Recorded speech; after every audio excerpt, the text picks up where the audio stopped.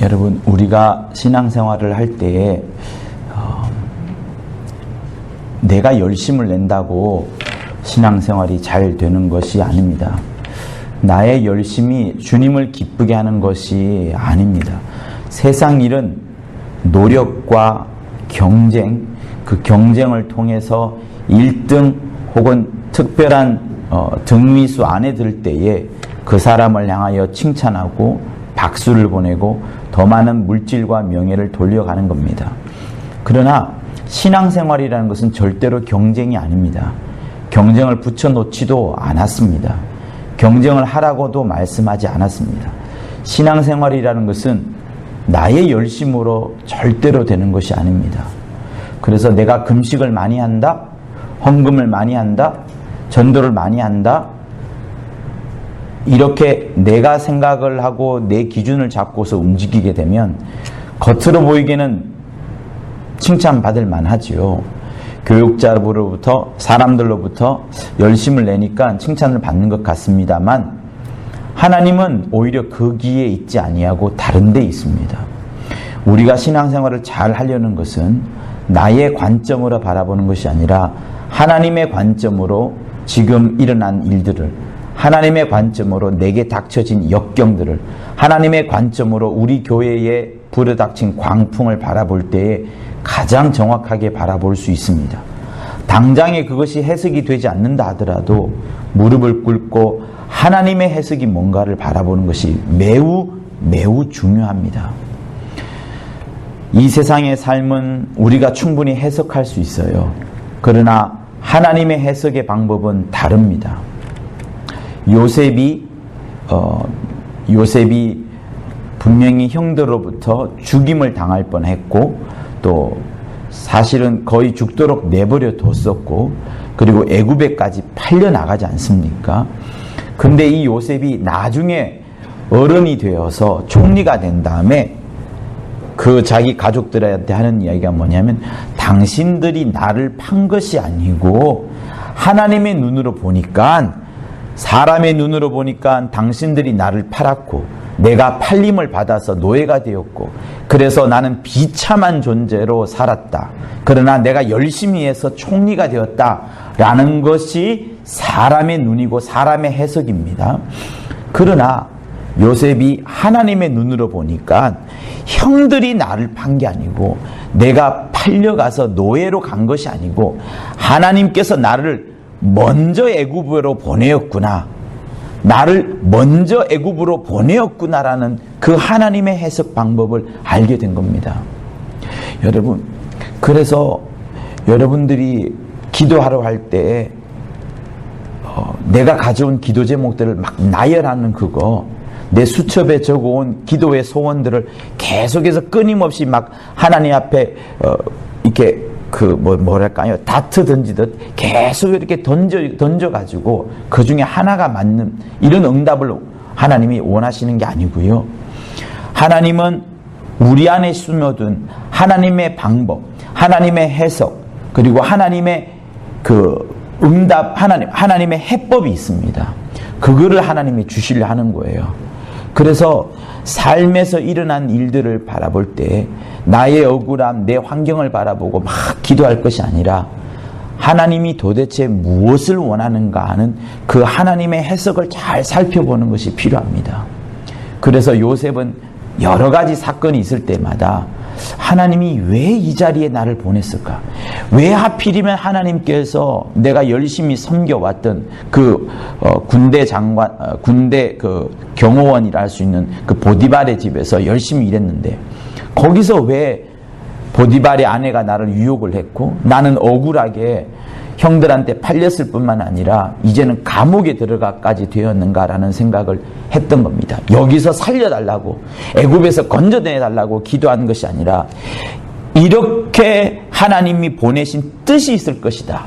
이거보다 더 낮아진, 이제 감옥에 들어갔으니까 곧 죽을지도 모르는 요셉이 하나님께서 나를 죽음의 직전까지 가게 한 그 이유가 있을 것이다 라고 하나님의 해석을 두루두루 살폈던 겁니다. 그러다 보니 나중에 하나님의 관점을 알게 된 겁니다. 사랑하는 성도 여러분, 여러분의 신앙생활도 그것입니다. 내가 막 기도를 많이 해야 되는 것도 필요하지만 어떤 때는요, 왜 이런 일을 하나님께서 허락하셨을까? 왜 이렇게 내게 이런 역경을 주셨을까? 과연 하나님은 무엇을 원하시는가라는 하나님의 관점을 두루두루 살펴보는 것이 꼭 필요합니다. 제가 어느 날 성경을 보다가 그래서 그런 관점이 필요하다고 생각하면서 성경을 보는데 이런 성경 구절을 보았습니다. 여러분 한번 들어보세요. 수고하고 짐진 자들아 다 내게로 오라. 내가 너희를 어떻게 하리라요? 쉬게 하리라. 잘 들어보세요. 수고하고 무거운 짐진 자들아 다 내게로 오라. 그러면 여러분 그 성경을 읽을 때 누가 수고했고 누가 짐을 졌는가라는 생각을 여러분 다 하지 않습니까? 그래서 내가 진 이 수고, 내가 진 이 무거운 짐을 주님 앞에 다 내려놓아야 되겠다라는 생각을 당연히 합니다. 저도 당연히 했고요.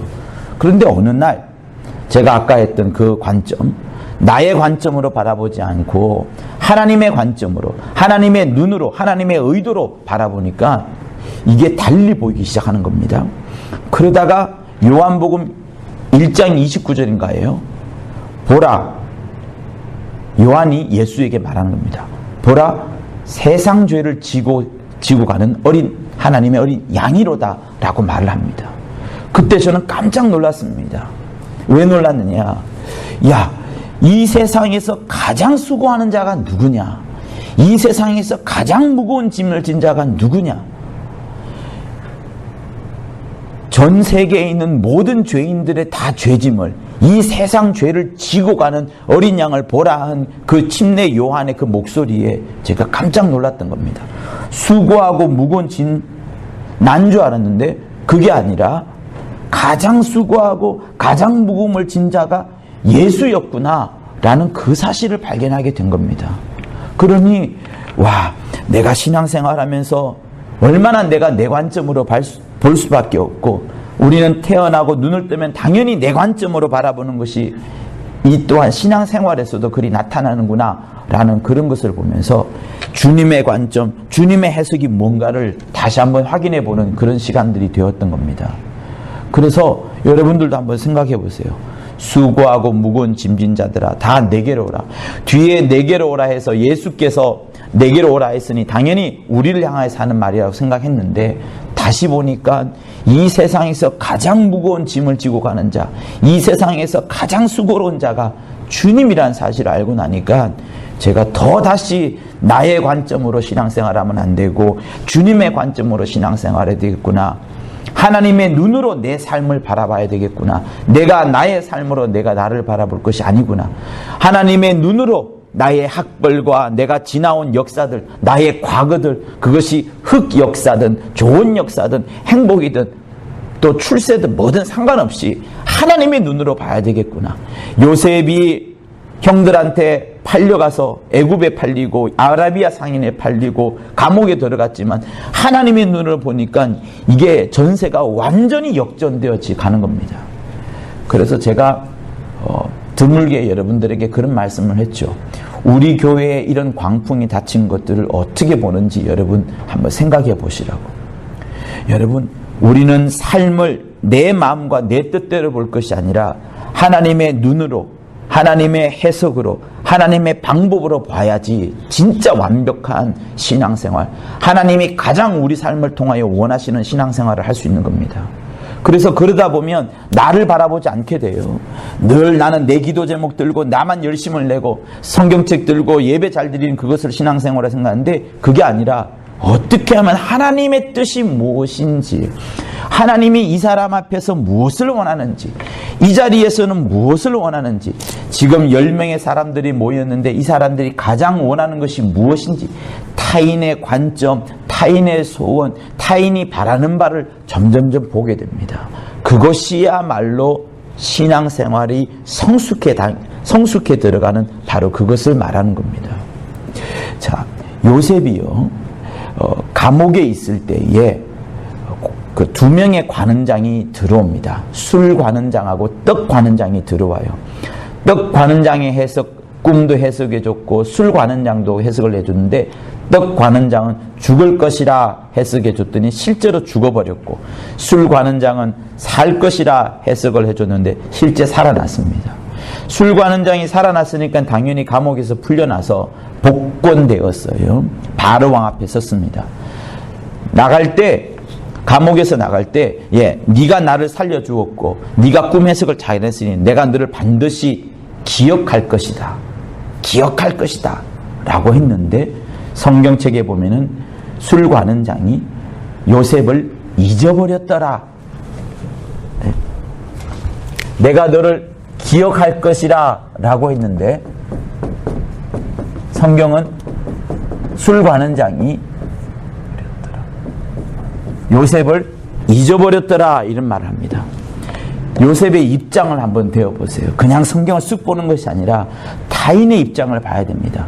장안의 시대에도 내가 이 사람한테 위로하러 갔다 이게 아니라 위로를 받아야 되는 그 사람의 입장에서 보면 한 명 한 명 와주는 것, 한 명 한 명 포옹해 주는 것이 얼마나 감사할지 모릅니다. 그래서 우리는 다른 사람의 입장에서 보는 거예요. 다른 사람의 입장에서 나의 모습을, 다른 사람의 입장에서 내가 이 사람을 섬기는 것이, 다른 사람의 입장에서 내가 주는 것이, 다른 사람의 입장에서 내가 이 사람을 위해 기도하는 것이, 항상 다른 사람을 바라보는 것이 매우 매우 필요합니다. 그런데 그 다른 사람 중에 최고의 다른 사람, 최고의 나 아닌 사람, 나와 가장 구별되는 존재가 누구겠어요? 그건 절대 타자라고 해서 하나님을 말하는 겁니다. 그래서 항상 나 아닌 것을 바라볼 수 있어야 되는데 지금 요셉이 꿈을 해석해주고 술 관한 장이 살아났어요. 기억할 것이다, 기억할 것이다 했는데 요셉을 잊어버렸더라 이렇게 말합니다. 그러면 여러분 요셉의 입장이 어떻게 했어요? 내가 저 사람을 살려줬고 약속도 했는데 나를 잊어버렸어. 어느 날 여러분 마음이 상하지 않겠습니까? 감옥에서 이 힘든 삶을 살아가고 있는데 나를 잊어버렸어. 잊어버렸어. 나를 영원히 기억하지 않아. 나는 언제까지 이곳에 될지 몰라 하는 이 잊어버림을 여러분 한번 생각해 보세요. 요셉의 입장에서는 절망일 겁니다. 그런데 제가 그 말씀을 보다가 이런 생각이 들었습니다. 여러분, 우리 삶에 있어서 큰 비참함, 가장 큰 비참함 중에 한 가지의 비참함이 뭔가를 생각해 보게 되었어요. 그건 왜 그랬느냐? 요양원을 가거나 요양병원을 가거나 나이 많으신 어른들을 바라보는데 그들이 가장 큰 비참함이 뭐겠습니까? 사람들이 나를 잊어버리는 거예요. 내 자식이 하나도 없습니다. 나는 사람들한테 나이가 점점 늙어갈수록 나를 잊어버리는 존재가 되겠구나. 요양원에 나를 아무도 찾아오는 사람이 없구나. 요셉처럼 감옥에 갇혔는데 나를 살려줄 거라고 약속해준 사람이 1년이 지나도 2년이 지나도 3년이 지나도 아무런 변화가 없네. 나는 잊혀진 존재이구나. 여러분 스스로가 잊혀진 존재라고 한번 생각해 보세요. 아무도 나를 알아주지 않습니다. 어느 길을 가든 내가 다치든 그러지 않든 여러분 잊어버린다는 거, 내가 다른 사람으로부터 잊어버림을 당한다는 거 굉장히 비참합니다. 나 홀로 이 세상에 있는 것 같다. 차라리 욕이라도 얻어먹으면 그 사람과의 관계는 맺죠. 근데 전혀 없다. 여러분 굉장히 비참하지 않습니까? 그런데요 여기서 끝나지 않습니다. 잊어버림? 여러분 잊어버림에 대해서 여러분 어떻게 생각하십니까? 요즘은 이 잊어버린 것에 대해서 단어가 하나 나올 수 있죠. 뭐가 나와요? 치매가 나옵니다. 치매가 뭐예요? 내가 기억했던 소중한 사람들을 다 잊어버립니다. 내 자식인데 자식인지 몰라요. 누구세요? 여기가 어디예요? 나도 혼란스럽고 나와 함께한 가족도 이 사람이 점점 기억을 잊어버리니까 이제 놀라게 됩니다. 언제 어디 가서 쓰러져 버려도 집을 찾을 수 없으니 여기가 어딘지 모르니 도무지 방법이 없는 겁니다. 무서운 질병이 치매입니다. 잊어버림을 당하는 걸 말하는 거예요. 잊어버림을 당하는 거. 그러면요 우린 또 이렇게 생각할 수 있습니다. 아, 내가 예수 잘 믿다가 치매가 걸렸어. 더 이상 성경도 기억나지 않고 목사님 이름도 기억나지 않고 교회도 기억나지 않고 아무도 기억나지 않아. 내 머릿속에 그냥 멍하니 벙벙 돌고 있어요. 예수의 이름도 잊어버린 것 같아. 왜? 옆에 있는 사람이 우리 엄마 치매 걸렸는데 찬송가도 안 부르고 교회 간다는 말도 안 하고 예수 이름도 안 불러. 어떡합니까? 큰일 났다고 생각할 수 있죠. 근데 저는 오늘 우리가 읽었던 본문 9절에서 이 말씀을 발견했습니다. 내가 그를 위하여 모든 것을 잃어버리고 배설물로 여김은 모든 것을 다 잊어버리고 모든 것을 배설물로 여겨도 그리스도 예수를 얻고 예수를 얻었어요. 그리고 중요한 것이 뭐냐면 그 안에서 발견되려 함이니 내가 하나님을 기억합니다. 나는 하나님을 기억하기 때문에 하나님 앞에 위해서 이것저것 다 한다고 할 수 있어요. 그런데 나는 하나님을 기억하는데 하나님께서 주께서 나를 모른다고 하면 어떻게 되나요? 이거 진짜 큰일 나는 거 아니에요? 나는 30년 40년을 열심히 목회하면서 설교했는데 나는 주님을 안다라고 생각하고 말을 하고 설교했는데 하늘나라 갔는데 주님이 나를 너 모른다 이래버리면 큰일 나는 거 아니겠습니까? 정말 큰일 나는 거 아니에요? 그래서 우리가 잘 알고 있다시피 그 마태복음 7장인가에 보면 여러분 그런 말이 있지 않습니까? 나더러 주여 주여 하는 자마다 천국에 다 들어갈 것이 아니요 다만 하늘에 계신 내 아버지의 뜻대로 행하는 자라야 들어가니라. 그날에 적은 사람이 아니에요. 많은 사람들이 나더러 예수대로 이르래 주여 예수여 예수여 우리가 예수 이름으로 선지자 노릇도 했고 예수 이름으로 귀신도 쫓아냈고 예수 당신 이름으로 많은 권능을 행하지 아니하였나이까? 라고 말하는데 나는 주님을 기억한다라고 말하고 설교도 하고 나는 주님을 기억한다라고 하고 축사도 하고 주님을 기억한다라고 하고 권능도 많이 행했는데 주님이 나는 너를 도무지 알지 못한다. 너 도무지 알지 못해. 여러분 이렇게 되면 어떻게 되는 거예요? 진짜 끝나는 거 아닙니까? 땅으로 다시 내려올 수도 없고 생명을 다시 육체로 다시 돌아와서 다시 뭘 시작할 수도 없습니다. 이미 끝난 게임이거든요. 그러니 여러분 우리의 신앙생활은 내가 열심히 한다, 내가 하나님을 안다 하는 것도 꼭 필요합니다. 내가 하나님을 아는 것도 필요하고 하나님을 얻어야 되는 것도 필요한데 그 결과가 뭐야 되냐면 주님이 나를 알아주셔야 되는 겁니다. 주님이 나를 기억해 줘야 됩니다. 주님이 나에 대해서 치매가 걸리지 않으셔야 됩니다. 주님이 나를 똑똑하게 나 너 알아. 분명히 너를 알아. 네가 어디에서 뭘 했는지 알아. 너 나를 위해서 옥합을 깨뜨리고 네 머리카락으로 나를 닦아준 자가 아니냐. 너 나를 위해서 나드 향건 하나를 쏟아내고 나를 위해서 네 무덤을 내게 주지 않았느냐. 너 나를 위해서 저 곳에 가서 십자가에서 내가 달려 죽었을 때에 그 십자가의 달린 시체를 달라고 한 것이 너 아니냐. 이렇게 알아줘야 되는데 열심히 했는데 나 너 몰라. 이렇게 돼버리면 여러분 큰일 나는 겁니다. 그래서 우리 신앙생활은 내가 열심히 하고 내가 주님을 안다. 아 주님 아니까 요 정도 하면 돼. 요 정도까지만 하면 충분해. 이 정도만 해도 뭐 나 직분 유지하기에 부족함이 없어 라고 그렇게 신앙생활이 아니고요.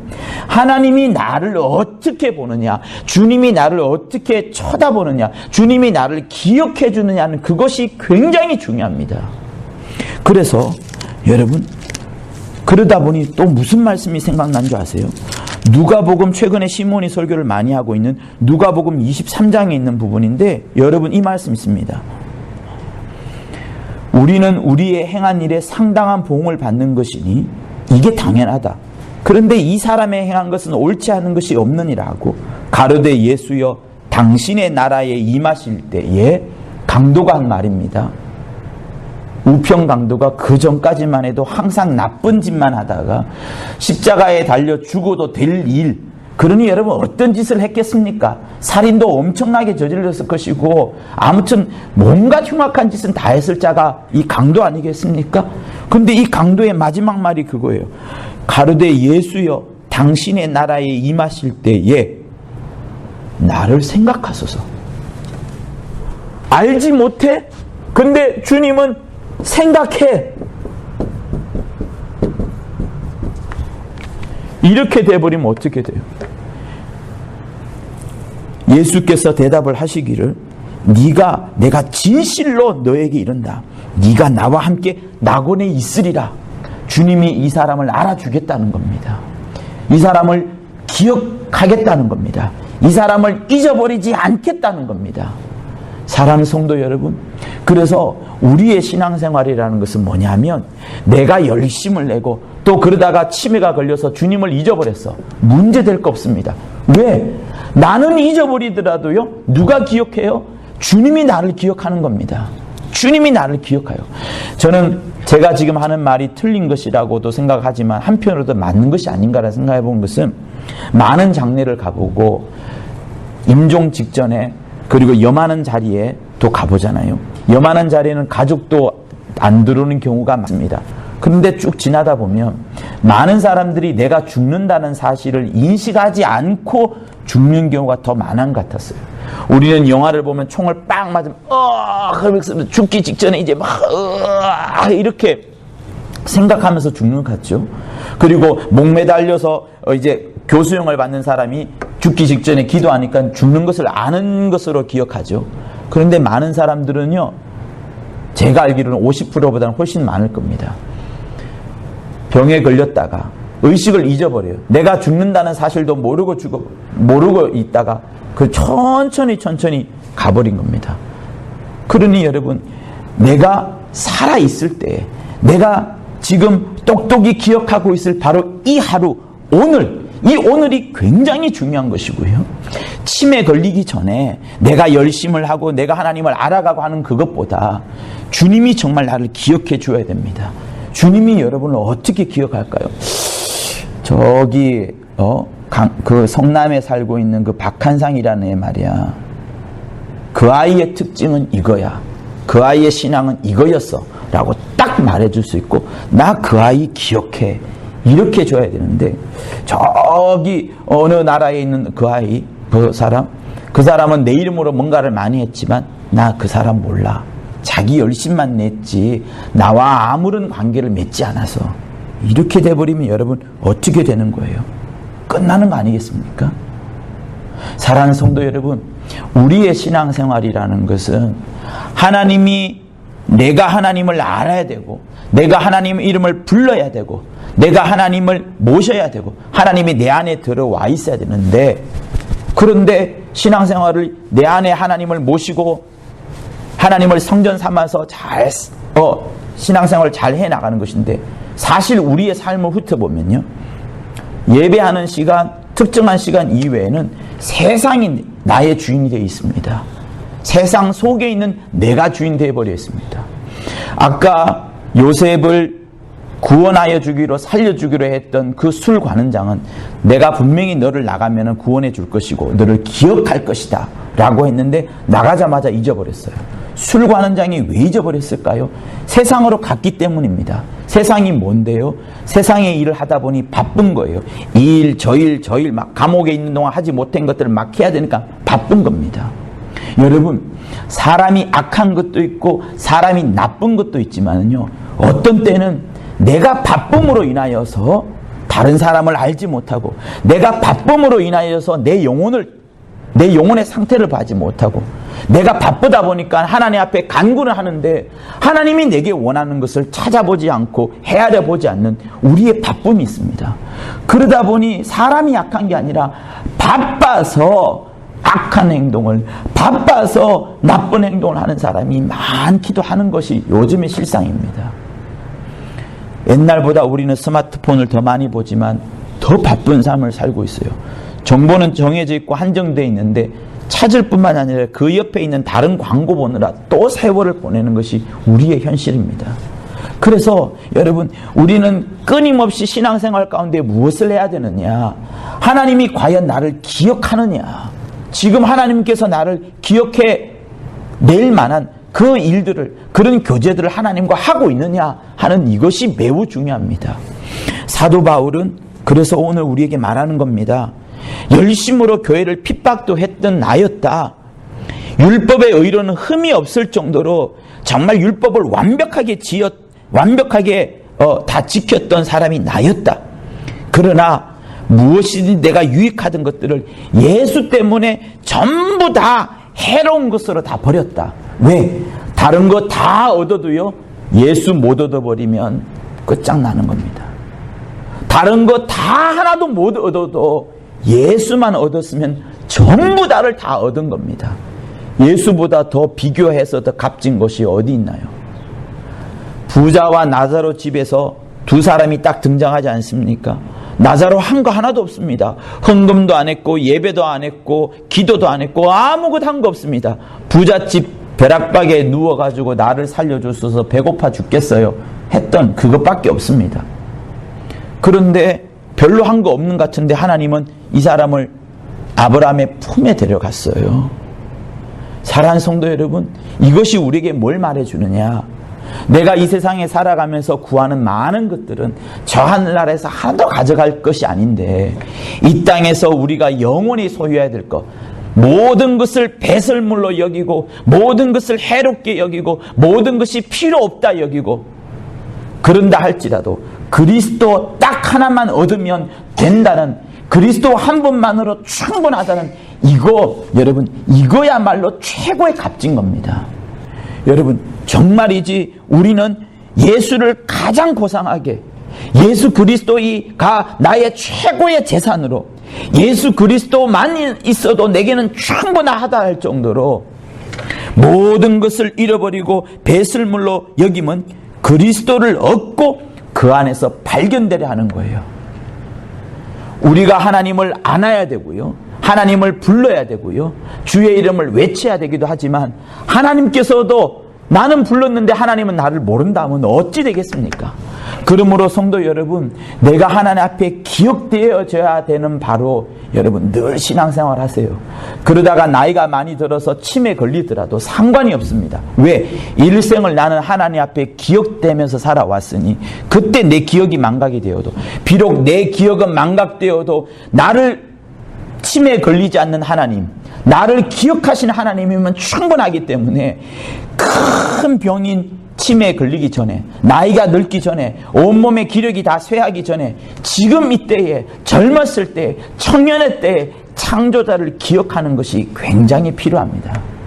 그러므로 사랑하는 성도 여러분, 여러분들에게 있어서 제일 비참한 게 뭐지겠어요? 잊어버렸다. 사람들한테도 치매에 걸려서 잊어버린 것도 무서운 거고, 사람들한테도 잊어버렸다 하면 그것도 비참한 것인데, 아무도 나를 찾아와 주지 않고 장례식에도 나 혼자만 있으면 그거야만큼 슬플 때가 어디 있습니까? 그러나 그거보다 더 슬픈 게 뭐예요? 장례식 때 아무도 나를 안 찾아오고 치매도 걸렸다 할지라도, 나는 주님을 잊어버렸다 할지라도, 왜? 병이 걸렸으니. 그런데 또 나는 지금 중환자실에 있어서 아무런 기억이 없다 할지라도 하나님이 나를 기억해 주신다면, 하나님이 나를 생각해 주신다면, 주여 주여 하는 자마다 다 아버지의, 다 천국 갈 게 아니고 아버지의 뜻대로 하는 자야 들어가리라.